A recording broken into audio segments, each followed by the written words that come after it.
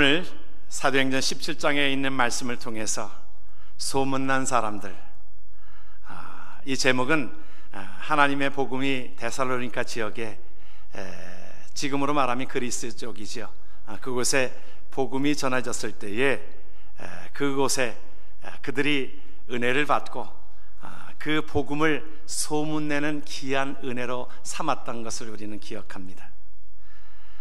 예수 그리스도가 전해지는 것은 빛으로 오신 예수 그리스도를 우리가 맞아들이는 것입니다.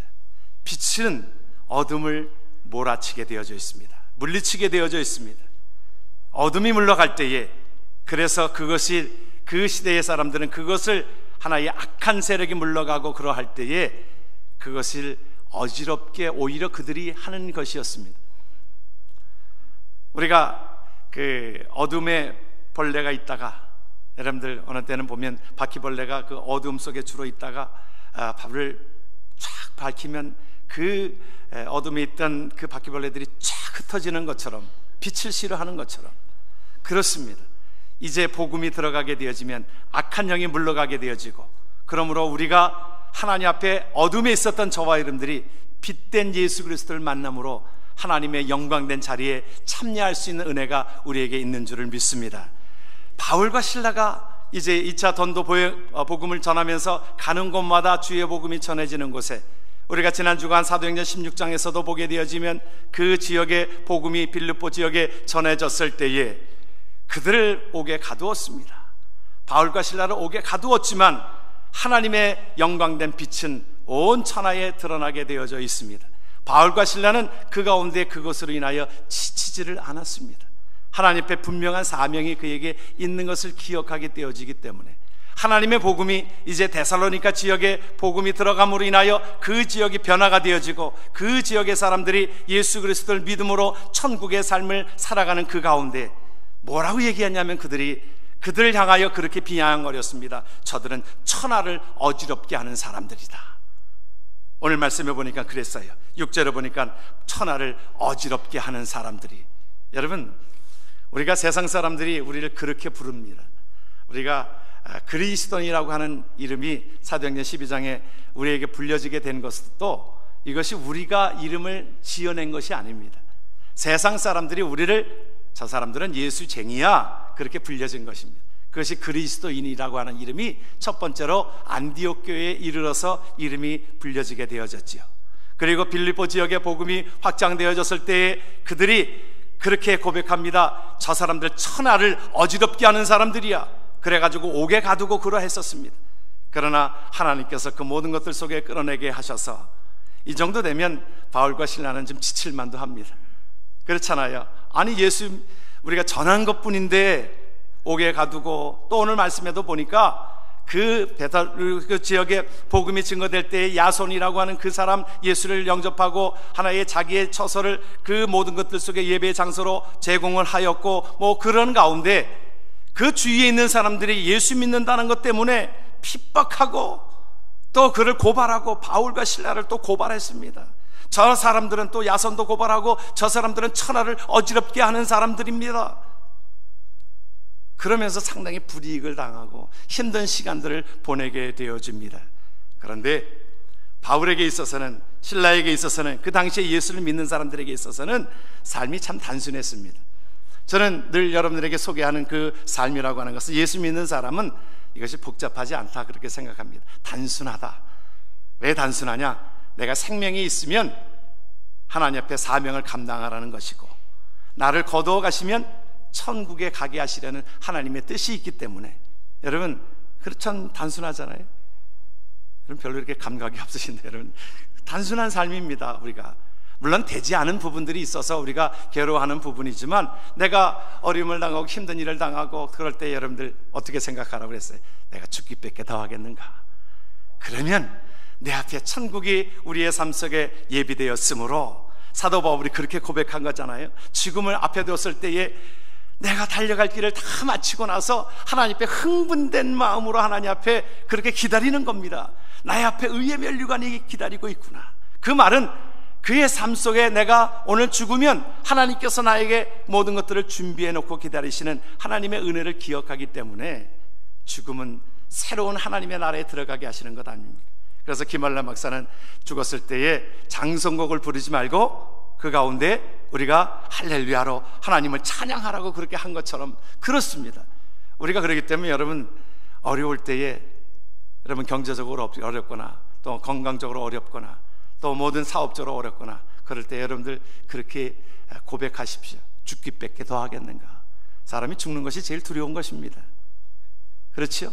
우리가 어떤 암이 오거나 그러면 제일 두려워하는 것이, 우리가 다른 아픈 것들은 시간이 지나면 우리 감기가 오면 뭐 2주 지나면 날이라 생각하니까 그것에 대해서 아프지만 우리가 이겨내갈 수 있지만, 암이 오면 많은 사람들이 고통받는 이유가 뭐냐면 이게 죽을 병인데, 그래서 두려움이 오는 겁니다. 그런데 우리가 다루켜보면 내가 주님 앞에 가는 그것이, 이것은 오히려 복된 길이기에 그 삶이 단순한 겁니다. 살아있으면 나에게 사명을 위하여 복음을 증거하는 일이고, 죽으면 하나님의 나라에 가는 그 모든 것들이 확실하기 때문에, 여러분 확실한 줄 믿으시길 바랍니다.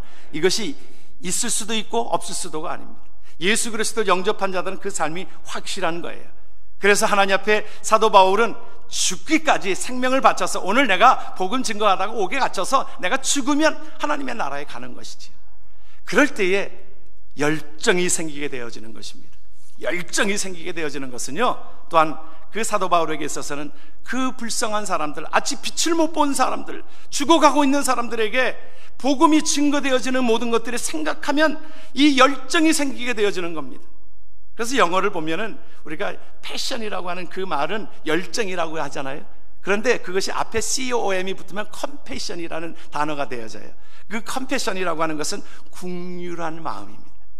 사도 바울은 그 국률한 마음이 있으니까 아직도 빛을 못 보는 자들에게, 여러분 생각해 보세요. 죽어가는 사람에게 요거 하나 주면 살아나요. 그러면 이거 주고 싶은 마음이 들지 않겠어요? 여러분 좀 끄덕끄덕 좀 하세요. 여러분들 그런 마음이 들잖아요. 그렇잖아요. 죽어가는 사람이, 우리 마음은 그렇습니다. 죽어가는 사람에게 요거 한 잔 먹이면 살아납니다. 그러면 이거 달려가서 주고 싶은 마음이 들지 않겠어요? 여러분 복음은 그런 것입니다. 죽어가는 사람에게, 저 사람 예수 믿지 않으면 죽습니다. 예수 믿지 않으면 그의 삶은 이제 지옥에 가는 삶이에요. 그런데 복음을 증거하면 그 사람이 살아나요. 그렇다고 하면 이 열정이 생겨나지 않게 생겼어요, 여러분. 그래서 보면 영어 단어에도 보면 그것이 패션이라고 하는 것은 컴패션, 열정이, 이것이 하나님 앞에 국률함이 있게 되어지면 열정이 되살아나는 것처럼, 사도 바울과 실라는 그 가운데 예수 믿는 사람들은 그 열정이 뜨겁게 되살아남으로 하나님 앞에 그 삶을, 하나님 앞에 노력하고 헌신하는 그 삶을 보여줬던 것을 기억합니다. 여러분 미국 사람들이 그 조사를 했습니다. 미국 사람들에게 조사를 했는데 그 라이프 잡지에서 통계를 내보니까 1000년 동안, 이 미국에서 1000년 동안 한 500억 명이 다녀갔는데 그 사람 중에서 누구를 제일 영향력을 미친 사람이라고 생각합니까? 그곳의 대다수가 뭐라고 얘기하냐면 에디슨을 뽑았어요. 에디슨을 뽑았는데 왜 뽑았느냐 하면, 에디슨은 그가 사실은 국민학교 3학년밖에, 요즘으로 말하면 초등학교 3학년밖에 다니지를 않았고 중퇴한 것입니다. 그런데 그럼에도 불구하고 그가 그 발명품을 1090가지를 발명을 했습니다. 놀랍죠? 그런데 더 놀라운 건 그의 말입니다. 그의 말이 뭐라고 얘기하냐면, 사람에게 있어서는 천재란 그랬어요. 천재란 뭐라고 얘기하냐면, 천재란 99%의 노력이요, 뭐라 그랬어요? 1%의 영감이라. 착각되는 분이 있을까봐, 영감은 말하는 것이 남편을 얘기하는 게 아닙니다. 남편을 얘기하는 게 아니고 스프릿을 얘기하는 것이지요. 그렇죠, 여러분. 그래서 99%의 노력이라 그랬어요. 사도 바울은 그 가운데 왜 위대한 자로 하나님 앞에 쓰임받게 되어지는 복음에 대한 열정으로, 그 뜨거운 열심으로 그것이 하나님 앞에 온전케 되어져서 그가 생명을 다 바쳐서도 그렇게 고백하지 않습니까? 내가 복음을 증거하는 모든 일에 있어서는 내 생명도 조금도 아낌없이 하나님 앞에 드리기를 내가 원하노라. 하나님 앞에, 저와 여러분들의 삶 속에 하나님 앞에 이런 열정이 뜨거워지기를 주의 이름으로 축원합니다. 우리에게 있어서는 그 은혜가 너무 크기 때문에 그래요. 여러분, 우리가 많은 사람들이 이 고양이보다는 개를 키우는 이유가 어디에 있냐면, 고양이는 그 100번을 잘해주다가 한 번 이게 좀 나무라면 삐킨다는 거예요. 고양이는 그것 때문에 삐킨다는 거예요. 근데 개는요 100번을 잘못해줘도 한 번 이뻐해주면 그것 때문에 주인을 그렇게 좋아한다는 거예요. 그래서 전에 어느 목사님이 그 장로 장례식 때 오셔가지고는 개 같은 장로 되라 그랬어요. 개 같은 장로 되라. 그러니까 분위기가 좀 썰렁했습니다만은 그것이 말이 좀 우리 말이 좀 그래요.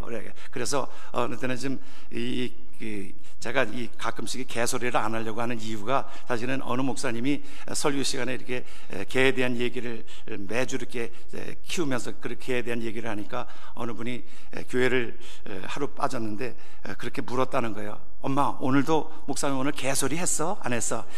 듣는 사람 입장에서는 그게 희한한 겁니다. 아니 개소리라고 하는 건 이게 개 자꾸 말하면 이제 개소리가 되니까. 근데 개는요 그 보면 그 주인을 그렇게 그냥 계속 그렇게 그냥 존중하고 또 그렇게 아주 사모합니다. 사모해요.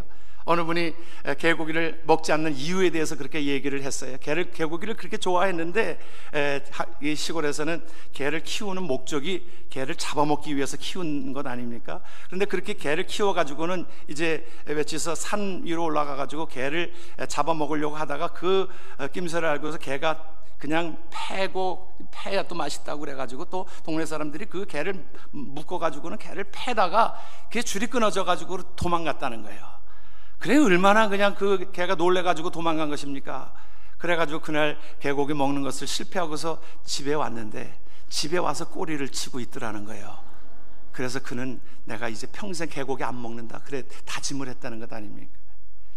여러분 개는 그렇습니다.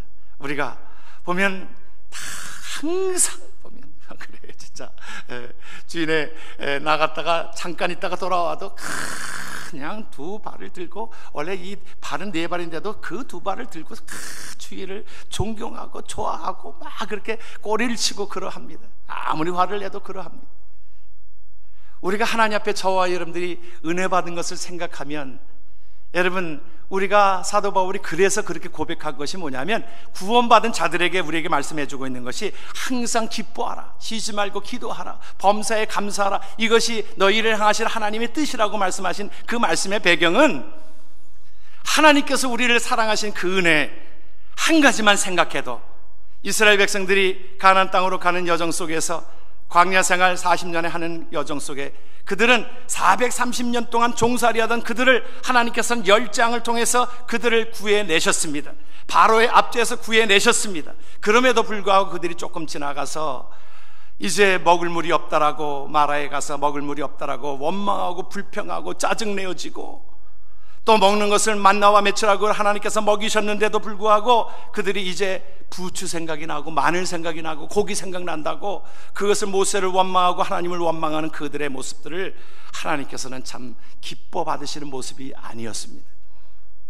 우리가 하나님 앞에 감사해야 될 이유와 우리가 기뻐해야 될 이유들과 하나님 앞에 나아가는 저와 여러분들의 삶 속에 저와 여러분들은 예수 그리스도의 빛으로 우리를 어둠에서 건지신 하나님의 은혜가 있고 우리를 주님께서 그렇게 말씀하시지 않았어요? 예수를 믿는 순간에 내 말을 듣고 나 보내시는 이를 믿는 자는 영생을 얻었고 심판에 이르지 아니하나니 사망에서 생명으로 옮겼느니라. 할렐루야.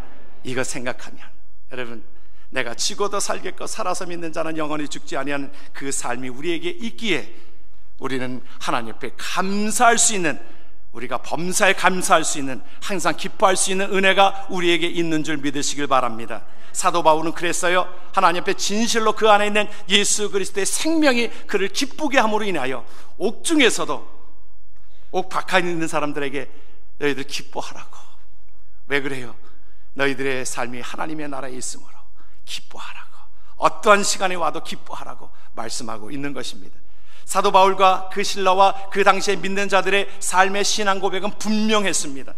여러분 신앙의 고백이 우리가 분명해야 우리에게 열정도 있고 우리에게 우리의 삶의 기쁨도 있고 우리의 삶의 소명도 있고 우리의 삶의 온전한 삶이 되어지는 줄 믿으시길 바랍니다. 그 뭐예요? 신앙의 고백은요 어떤 것에도 흔들리면 안 되는 것이, 오늘 사도 바울이 그렇게 고백하고 있는 것이, 같이 한번 말씀을 봅니다. 3절을 우리가 한번 봅니다. 뜻을 풀어서 그리스도가 해를 받고 죽은 자 가운데서 다시 살아나야 할 것을 증명하고 이르되 내가 너희에게 전하는 이 예수가 곧 그리스도라 하니. 여러분, 우리는 예수 그리스도, 우리가 그렇게 표현되어지지만 여러분, 그 말 속에 예수가 곧 그리스도라, 그리스도라고 하는 말은 메시아입니다. 그들은 그 가운데서 이 소망 되신 하나님의 귀한 은혜 가운데 메시아를 보내주신다라고, 구약의 창세기 3장 15절서부터 하나님께서 하나님이 말씀해 주시는 메시아를 보내주실 것에 대한 말씀들을 우리에게 구약의 말씀을 통하여 우리에게 보여주신 그 메시아가 누구라는 거예요? 예수라는 겁니다. 그래서 예수님이 이 땅에 오심으로 우리가 기다리던 메시아, 우리가 갈망하던 메시아, 바로 이 예수가 바로 그리스도라, 그 삶이 분명히 고백이 되어진 것입니다. 그러면서 하나님께서 우리 신앙의 그 첫 단추가 잘 끼어져야 돼요. 우리 신앙에, 여러분, 우리가 봉사 많이 한다고 그래서, 헌금 많이 한다고 그래서 천국 가는 거 아닙니다. 그럼 또 그렇게 생각할 수 있는 분들이 있을지 모르겠어요. 그러면 헌금 안 해도 천국 갑니까? 헌금 안 해도 천국 가요. 봉사 안 해도 천국 갑니까? 천국 가요. 그럼 안 해야 되겠네요? 안 할 수가 없는 거지요. 예수 그리스도의 생명이 들어가면 내가 헌신하지 않을 수 없고, 나에게 있는 내 삶의 귀한 것을 하나님 앞에 드리는 마음으로 드려지는 것이 헌금이고 하나님 앞에 봉사하고 헌신입니다. 우리가 일하는 것, 그것으로 인하여 천국 가는 게 아니라 하나님의 백성이기 때문에 그 일을 하는 거예요.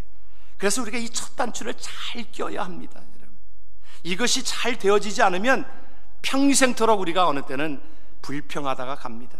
감사하지 못하고 갑니다. 여러분, 첫 단추가 뭐예요? 내가 예수 그리스도가, 바로 예수가 그리스도이심을 우리가 고백하는 겁니다.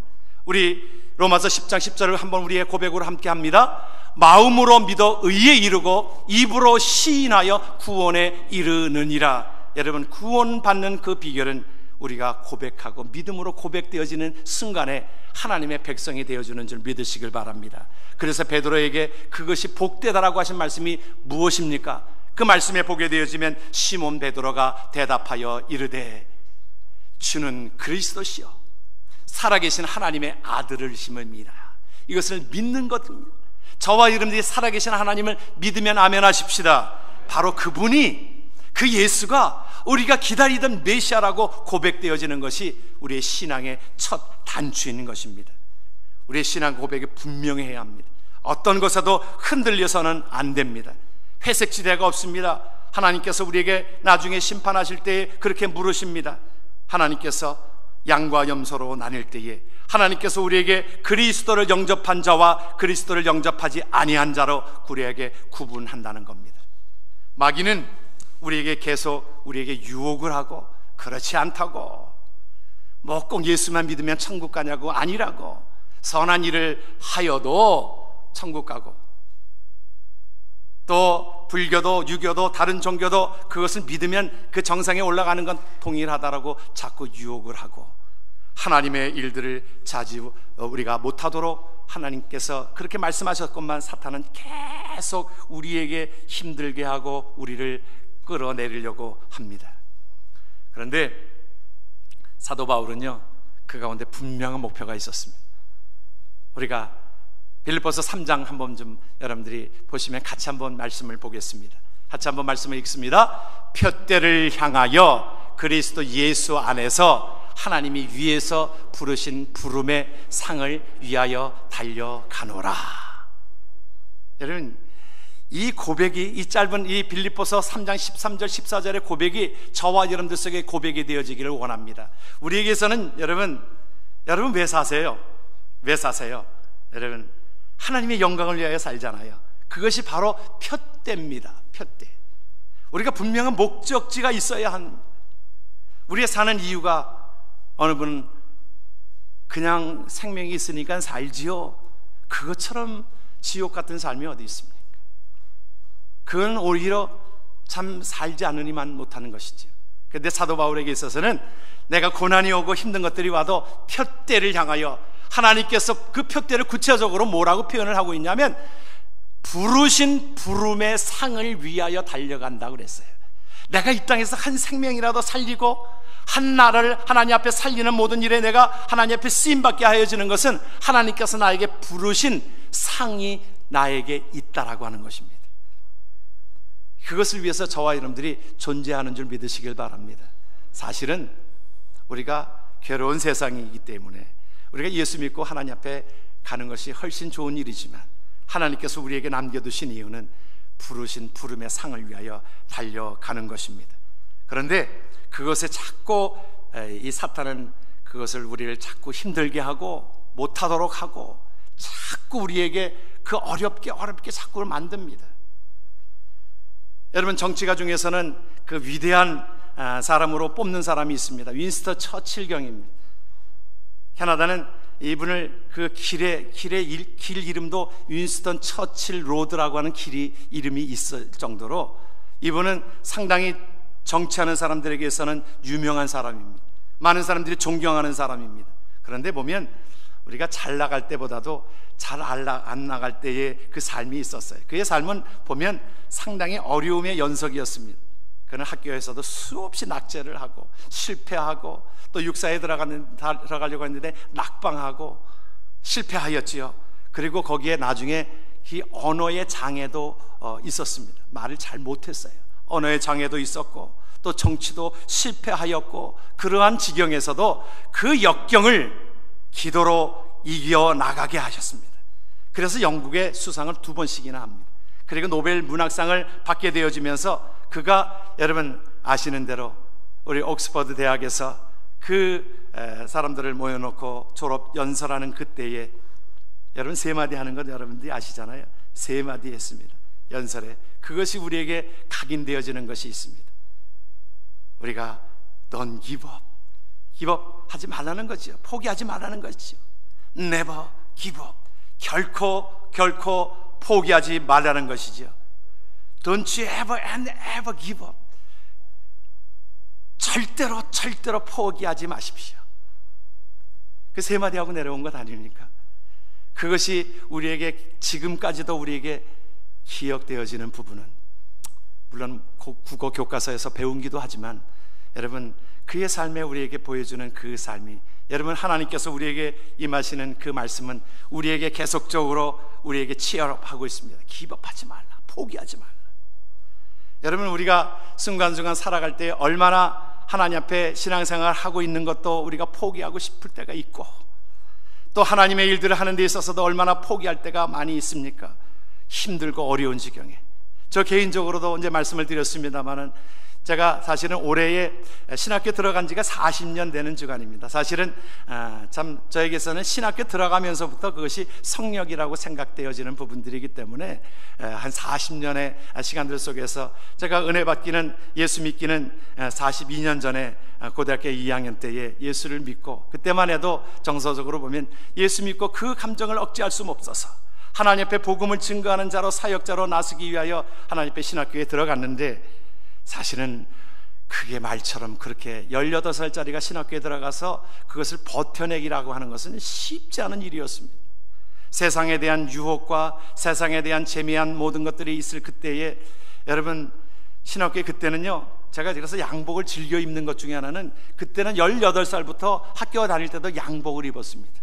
양복을 정장을 하고 학교에 마치 출근하듯이 학교에 가고 또 기도를 우리가 훈련한다고 해가지고 부흥회 때는 그 며칠 동안 그 학교 기숙사에서 함께 잠을 자고 또 그래서 잠을 재웠나요? 부흥회 하고 나서는 저녁 때에 기도굴에 가서 기도하라고 해서 기도굴에 가서 기도하는데 너무너무 추운 거예요. 4월 달에 그 부흥회를 하는데 너무너무 산속이 너무너무 춥고요. 그냥 그 세멘트로 이렇게 굴을 하나 만들어 놨는데 뭐 거기서 열심히 기도하면 뜨거워지는 역사가 일어난다라고 선배 목사님들이 그렇게 얘기했건만 아무리 기도해도 춥기는 마찬가지고 덜덜덜 떨리는 건 마찬가지고 나중엔 견딜 수 없어서 그냥 내려오기도 하고 또 적당한 이 열심히 기도해야 되는데 그 소나무 그게 뿌리가 뽑혀질 정도로 그것을 열심히 기도하라고 해서 만만한 그 소나무를 붙들고, 아주 가짜란 그 소나무를 붙들고 아무리 뽑아보려고 해도 뽑아지지 않는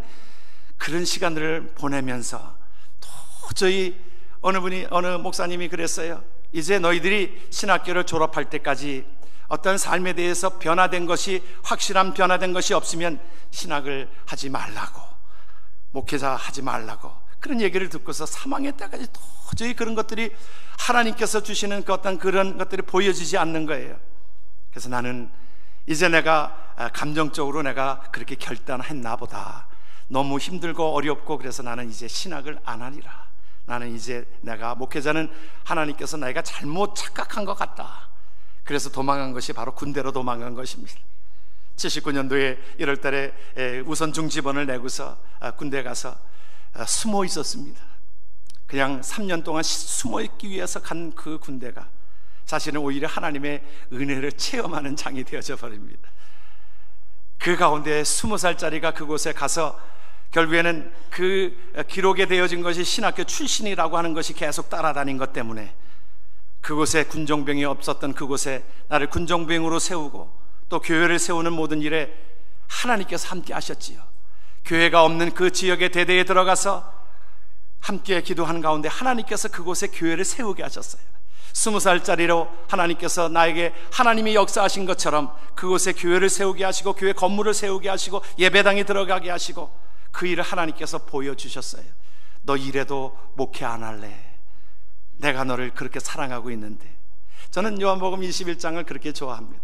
베드로가 예수님을 떠나고 나 이제 예수님 제자 안 할래요, 그렇게 떠나갔을 때에 예수님이 그를 나무라지 아니하시고 찾아오셨잖아요. 그 말씀이 기억이 났어요. 순간순간 그 말씀이 기억이 납니다. 사실은 신학교를 졸업하고 대학원을 졸업하고서도 사실은 목회하기가 싫었습니다. 힘들었습니다. 왜냐하면 그때만 해도 이제 85년도에 제가 83년도에 졸업할 때만 해도 그때만 해도 교회를 개척해야 되는데 개척이라고 하는 것이 그렇게 쉬운 일입니까? 하나님 앞에 그렇게 고백했습니다. 하나님, 저 개척 못해요. 어떻게 개척합니까? 요즘에 좀 교회들이 그렇지만 그러나 그때 다 개척한 사람들이었습니다.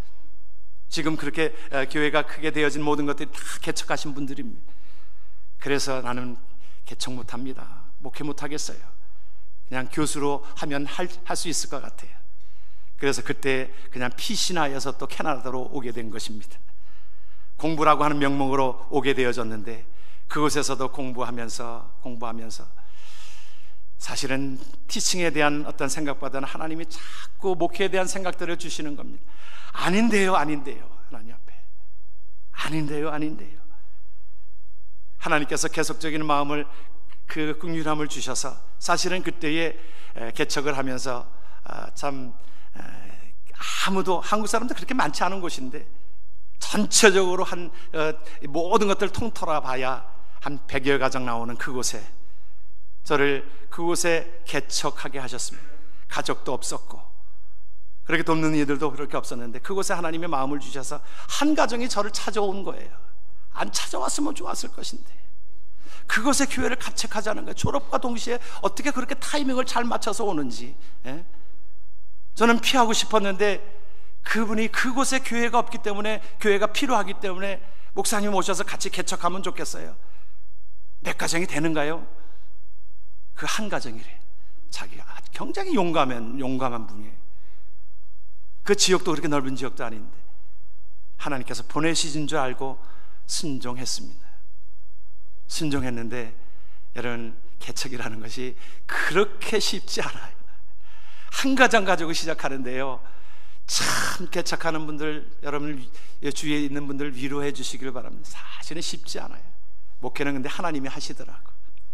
제가 한 것이 없는데 하나님께서 그들을 불러 모으게 하십니다. 그런데 그러면서도 참 목회한다는 것이 상당히 힘들고 어렵고 지친 거예요. 그 가운데 인간적으로 자기의 어떤 내 생각을 많이 유입이 됐는지 모르겠습니다. 교회를 성장시키기 위하여 내가 마음을 그렇게 인간적인 마음이 들었는지 모르겠습니다.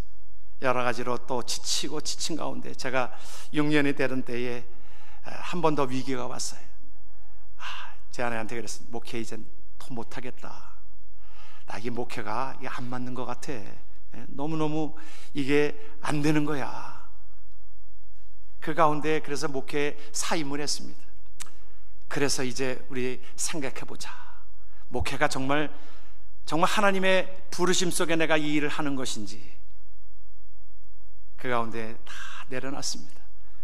제 안에 그렇게 의논도 별로 안 하고 제가 그냥 사임을 했어요. 사임 결정을 하고서 내렸는데 제 아내가 그래도 그 가운데 참 제 아내를 통해서 또 위로함을 얻습니다. 기도하자고, 하나님의 뜻을 묻자고. 사실은 그 어려운 중에서는 그렇게 기도도 잘 안 되더라고. 그래서 이제 참 떠났습니다. 그 지역을 떠났어요. 떠난 곳이 바로 하와이로 열방대학으로 그냥 무작정 쉬기 위해서 간 것입니다. 날씨가 좋다고 하니까 추운 곳에서 하와이에 가서 좀 지내보려고 그냥 무작정 떠났던 것입니다. 열방대학에 갔는데 열방대학의 그 삶이라고 하는 것이 뭐 그렇게 편안하게 그냥 누워 자게 만들어 놓습니까? 그곳에 하나님의 위로와 평안이 있었습니다.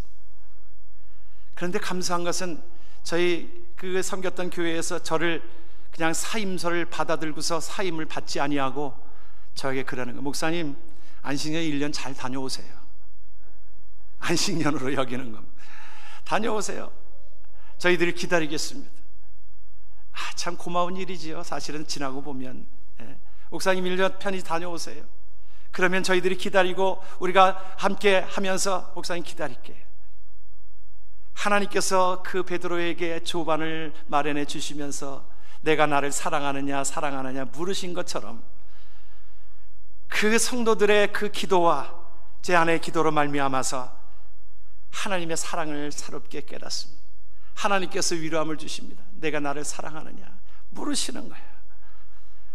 그곳에 내가 응답하지 않을 수가 없었습니다. 그래요. 하나님, 내가 이것이 뭐가 힘들다고, 그렇게 내가 힘들다고 그렇게 외면했습니까? 하나님, 주님 사랑합니다. 주님이 그렇게 3번 부르시는 것에 제가 그렇게 3번 고백하고 안식년을 다녀와서 이제 하나님의 일들을 감당하면서 지나온 시간들입니다. 말씀드리는 요점이 여기에 있습니다. 우리의 삶 속에 우리가 신앙생활 하는 모든 과정들 속에 또 우리가 하나님 앞에 모든 것들 속에 때로는 방해가 있고 힘든 모든 구석들이 있고 이것을 이겨내가기 너무나도 힘든 지경이 있지만 하나님께서 우리에게 말씀합니다. 내가 너를 위하여 내가 너를 사랑하고 너를 복되게 하지 않았느냐, 너에게 은혜 주지 않았느냐 우리에게 기억하고 하나님께서 우리에게 말씀해 주고 있으므로 우리 자신을 이기고 나에게 방해되는 여러 가지 자신과의 모든 싸움 속에서 이겨나가고 우리 주위로 때로는 내 가족 중에서도 나에게 그렇게 힘들게 할 수도 있을 것입니다. 또 주위 사람들이 나를 힘들게 할 수도 있을 것입니다. 하나님의 일들을 감당하면서 나에게 힘들게 하는 것들도 있을 수 있을 것입니다. 그 가운데 하나님께서 주시는 힘을 가지고 믿음으로 담대하게 살아가는 은혜가 우리 안에 넘쳐나기를 주의 이름으로 축원합니다. 하나님께서는 우리를 사랑하여 주셨습니다. 그렇게 사랑하여 주셨어요. 한국 땅에 하나님께서 복음이 들어올 때에 우리가 예수를 믿고 하나님 앞에 거듭나게 한 모든 것들 속에 하나님 앞에 귀한 자들을 보내어 주셨습니다. 한국에 하나님 앞에 순교의 역사가 있었습니다. 27세 된 토마스 선교사가 중국에 갔다가 중국에서 그곳에서도 아내를 잃고 그러지만 한국 땅을 궁일이 여기는 마음을 가지고 컴패션한 그 마음을 가지고 패션을 가지고 하나님 앞에 한국 땅을 밟으면서 성경책을 가지고 와서 그는 대동강변에서 성경을 나눠주면서 자기에게 죽임을 당하는 그들을 축복하고 성경책을 나눠준 것으로 인하여 하나님의 복음이 심어졌습니다. 우리에게 열매가 맺혀진 것입니다. 그곳에 아펜셀러라고 하는 목사님은 전라도에 복음을 증거하러 갔다가 배를 타고 오는 모든 것들 속에 풍랑을 만나서 자기의 있는 그 모든 것을 그 가운데에 있는 함께한 자들을 구해내기 위하여 그러다가 그는 그 풍랑에 휩쓸려서 죽고 맙니다. 왜 그들이 그러한 것입니까? 왜 그들이 이 땅에 그들을 보내셔서 우리를 구원하게 하신 것입니까? 하나님은 우리를 사랑하고 계셨기 때문에 그렇습니다. 하나님은 우리를 그렇게 아끼셨습니다. 우리를 구원받게 하셨습니다. 그러므로 수없이 많은 사람들을 보내어서 우리를 구원받게 하시고 하나님의 백성 되게 하셨습니다. 그리고서 그 은혜를 기억하기에 사도 바울과 실라와 그 자들은 그 은혜를 깨닫고 내가 표대를 향하여 부르심의 상을 위하여 내가 달려가는 것 가운데 어떤 환난과 어떤 핍박이 와도 나는 이겨나가리라. 하나님 앞에 저와 여러분들이 그 은혜를 입은 자들, 그러한 마음을 가지고 하나님 앞에 귀한 사명을 감당하며 나아가기를 주의 이름으로 축원합니다. 아멘. 기도합니다.